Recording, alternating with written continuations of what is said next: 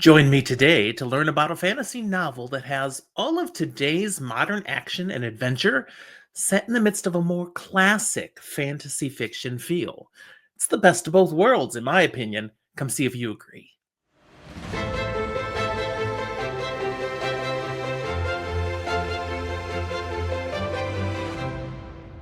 Welcome to Fantasy for the Ages, the show where father and son talk about fantasy, science fiction, horror, and other nerdy things that we enjoy. I'm Jim, the father of this channel, bringing a book review to you today, something I've read recently, and I hope you'll enjoy it. If you do, don't forget to give us a like and subscribe to the channel if you haven't done so yet. Thanks. I'm here to talk to you about The Black Crown, Age of Adventures, Book 1 by John A. Douglas. This is a self-published novel that came out in November of 2023. The genre is simply fantasy. This is a 4-star read on Amazon, but only a 3-star read on Goodreads, which I find literally shocking based on my experience with this book. Did these people read the same book that I did? Or is something else coloring their rating? More on that later in the episode. I'd seen things about this book on social media back when it came out, and ongoing every now and then. John Douglas is active on social media, even has his own YouTube channel. He's a fellow booktuber. I've interacted with him a bit on social media and even been on the same YouTube episode with him on somebody else's channel. I was there, he was there, we overlapped just a little bit. Anyway, what I saw about his book looked interesting. So I added it to my TBR, and it finally made it to the top. It's amazing if that happens to any of these books with over 1,600 books on my TBR, but this one has sufficiently piqued my interest. Fantasy's my jam, that had it going for it, and it just looked to be solid. I was like, everything I see about this book is the kind of stuff I like. I think it could be worth taking for a spin. And it was. The setting is a world that feels very much like classic Dungeons and Dragons fantasy. We've got humans, elves, dwarves, orcs, and things like that in abundance. There's even some specialty creatures like dragons, if you know where to look. In this particular iteration, we have a world that is still recovering from a continent-spanning war that happened nearly 2 decades ago. And the prologue of the book is actually the very end of that war, and then we jump ahead. In that war, the orcs had risen up and tried to conquer the entire continent, only to see defeat as the rest of the kingdoms of the world united their forces to overcome the threat. So now we have a world in the aftermath of all that that's dominated by the elves and their king. The overarching governance is something called the Crown Pantheon, which, if I caught it right, is a result of that original war, but then just never went away. Also of note, this is a world of rich magic, which impacts pretty much every setting and aspect of the tale. The magic is also somewhat regulated, and that plays into the story a bit. Here's my summary. Spoiler light. I do have a full spoil section at the end of the episode, so if you've read it already, be sure to stick around for that. Our protagonist is Prince Ragoth of the human kingdom of Numeria, son of the queen. The initial problem is that his father is not the king. Rather, his father is the leader of the orcs back in that uprising nearly 20 years earlier when his mother had been kidnapped. Her rescue occurred at the very end of the war, and she was found to be pregnant. She refused to give up the child, a mother's love. So this half-human, half-orc boy came into being.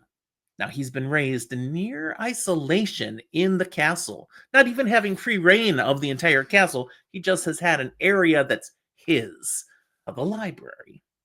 He's never seen the outside world where the story starts. He only knows his family and a few members of the court. As our story kicks off, we're at the point where Ragoth is about to come into his own as an adult.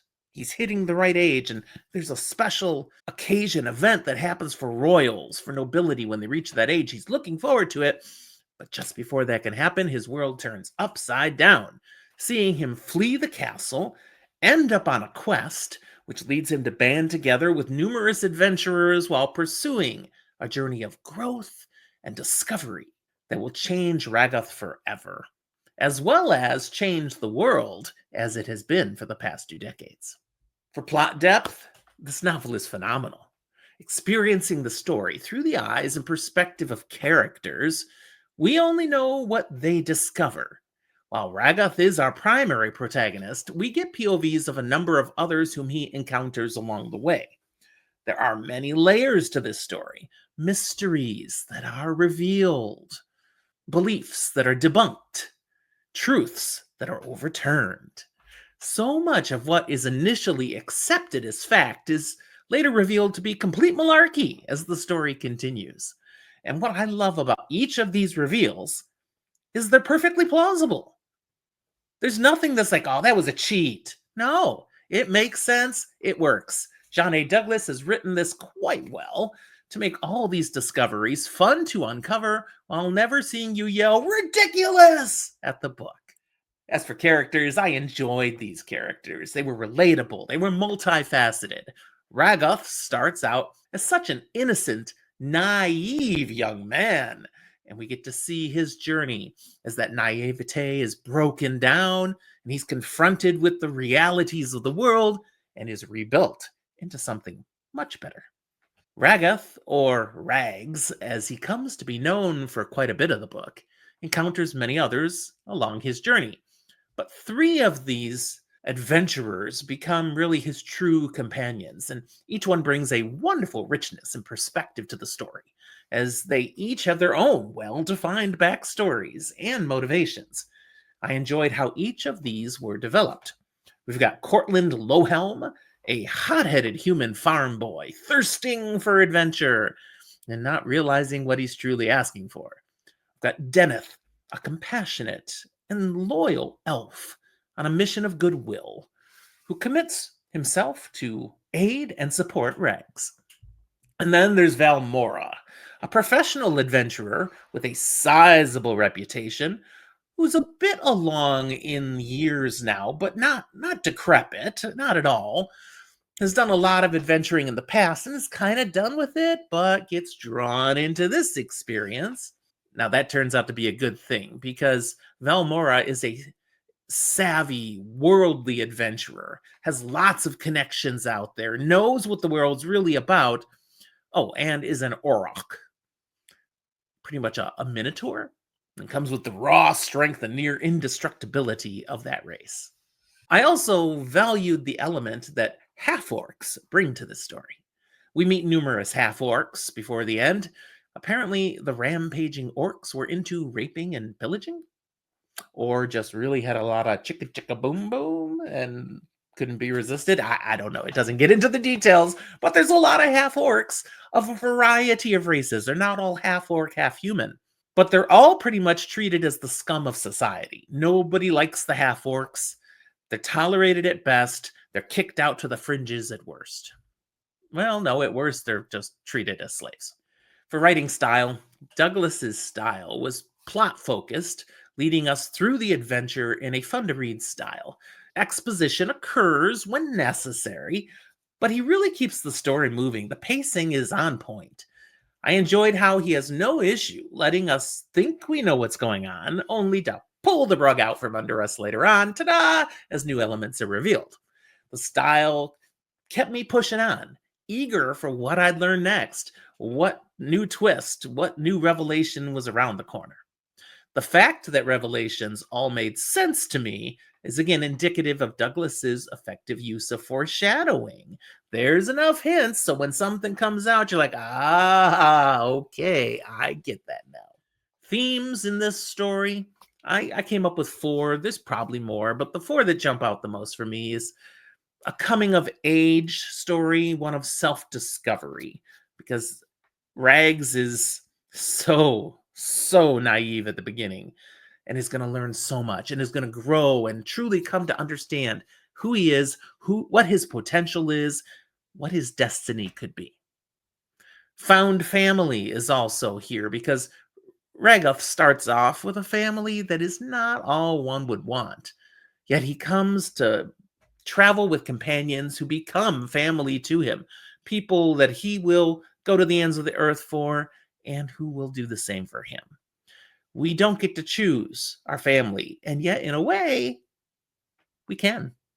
Another theme is overcoming prejudice and discrimination. And this is where the half orc theme plays in. Ragath really didn't deal with that much as a child growing up, and yet he was. That's why he was isolated. That's why he never saw the outside world. He just didn't know what was happening to him. As he travels, he sees how other half orcs are treated, how things have really sucked for them, and comes around to figuring out we've got to do something about this. This just cannot stand. And others rally to his cause. Finally, a theme of belonging. We all want to belong. We all need to feel accepted. And multiple characters in the story are seeking that and work to find a place where they fit in, where they are welcomed, where everybody turns and says, Norm! That's a Cheers reference if you didn't get it, but where everybody knows your name. Trigger warnings in this story, well, there's violence, there's war, people will get bloodied, people will die, people make bad choices that lead to fighting. Pretty common with fantasy. They don't really lean into the gore at all. It's just boom, bam, pow, some are dead, somebody lost a limb. It happens. But the discrimination and prejudice theme is something that's pretty prevalent at times. And if that's something that hits too close to home, you've had bad experiences, you might not enjoy this. But the way it treats it and the way it works to overcome it might be something you need to read. Just a thought. My rating is 5 out of 5. Every element of a good fantasy read that I like to see is present and accounted for in this novel. I still can't wrap my mind around they're only giving a 3.0 on Goodreads. Okay, that was my original thought. That's not actually true now because I dug a little deeper on Goodreads in prepping for this episode. How does it have a 3.0? Well, it's got a bunch of 5-star ratings and then a bunch of 1-star ratings. A few 4 stars are thrown in. Those are legit. But reading the comments, the majority of the 1-star ratings are due to people who've just had disagreements with the author. They have issues with his attitude, his statements on social media. They find him rude and abrasive. So they went and review bombed his novel. That is sucky, people. That is not what Goodreads is for. That's why people are fleeing from Goodreads at times, because they know this happens. Stop it. You don't like an author, fine. Don't buy his book. But don't go bomb the ratings. His opinions have nothing to do with the quality of the book, okay? The only legitimate notes I found on a 1-star rating was one person claiming that they just couldn't find a way to care about the characters. They just weren't connecting. Now, that wasn't my experience at all, but if somebody felt that way, okay, that's legit then. I guess. It's still harsh for one, but another felt this book was just old rehashed tropes. There was nothing original in it. That would be someone I'd assume who's looking for a different kind of fantasy than this classic style. Classic fantasy is using things that have been done before, but coming up with a new, fresh story, which this has. So you just don't like that there isn't the new groundbreaking elements you can find in some modern fantasy. I guess you shouldn't have read this book then. It still doesn't make the book bad. So again, that should not have been a 1-star review. These are my opinions. I stand by my opinions. And I definitely have strong opinions about review bombers. Cut it out. I thoroughly enjoyed this story. Its adventure, its many plot twists, and the coming-of-age experience for Ragath and, actually, quite a few of the main characters. It was most certainly worth my time, and I would recommend it to you wholeheartedly. All right, that's all I have before I jump into a little full spoil commentary, so if you haven't read the book, this is where you stop. Don't forget to give us a like and subscribe, please. And thanks for watching. The Spoiler Room. All right, so you've read the book. You may have opinions already. Here are a few full spoil things that come to mind that I can share with you. Much of this world is colored by Ragath's naive approach. He's just so freaking gullible. Look, gullible's written on the ceiling. What? that bad, okay? Because of his upbringing. It was so sheltered. He was rarely given any reason to be mistrusting of people. He gets taken advantage of massively because of that again and again, and it makes sense. He doesn't have the life skills to prepare him for that. It leads him into all sorts of unfortunate scenarios. And understanding that background, I find that plausible, not ridiculous. I I want to say I did not see the betrayal of the court fool coming. Once it was revealed, I was like, duh, okay, I get that now, but I was so sucked into Raggett's perspective, I totally missed it initially. That's good writing. Likewise, I was able to figure out there's something funny going on with this Deneth, but in no way was I able to discern that he was a she. And not only that, she was a powerful magic user of a noble bloodline with such a backstory. That was superb. I loved the whole character arc of Cortland. He adds such richness to the adventure, a good deal of humor, and his growth. It's great to see. The whole deal with Rags meeting his father, again, didn't see that coming, but this time I wasn't completely shocked. I mean, this is fantasy, people. We know the rule. If you haven't seen the body, there's no death. But how that came about? Wow. I mean, this was impressive what the author pulled off. It was also somewhat heartbreaking to see how it has to resolve. It was just majorly awesome. My final comment is I am very interested in seeing where this story will go in book 2, but per the author, it will be a while before we get that novel. He's got other things he wants to write first, still set in this world, but not the direct sequel. So get busy, John. I need more. All right, that's where I'll leave you here. If you have comments on this book, please put them down in the comment box. I'll read. I always reply. We're getting lots of comments these days, but I still keep at it because I love seeing your thoughts here. Don't agree with something I had to say? Put that down there too. I value your perspective, even if I disagree with it. Also, look down in the show notes. Places that you can interact with Zach and I besides the comment box are there. And thank you to our patrons, those of you who faithfully support us with a little financial backing each month. You make all of this continue to be possible. Thanks for watching, everyone. We'll talk to you next time.